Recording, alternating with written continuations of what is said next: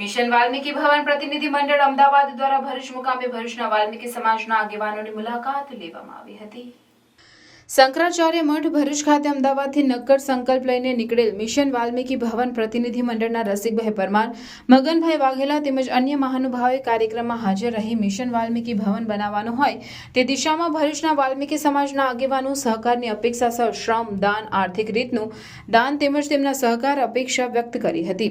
કાર્યક્રમમાં શંકરાચાર્ય મઠના સ્વામી મુક્તાનંદજી, સામાજિક સમરસતાના ડોક્ટર કૌશલ પટેલ, વાલ્મીકી સમાજના ભરૂચની જવાબદારી સંભાળતા નીતિન સોલંકી, જયકુમાર સોલંકી, કમલેશ સોલંકી, કિરણ સોલંકી, ભોગીલાલ સોલંકી, કનુભાઈ સોલંકી, સુનિલ સોલંકી વગેરે હાજર રહી અમદાવાદથી આવેલ મિશન વાલ્મીકી ભવનના પ્રતિનિધિ મંડળને સંપૂર્ણ રીતે સહકાર આપવાની ખાતરી આપી હતી।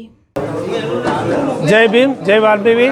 મારું નામ રસિકભાઈ જે પરમાર, ગાંધીનગર મહાનગર।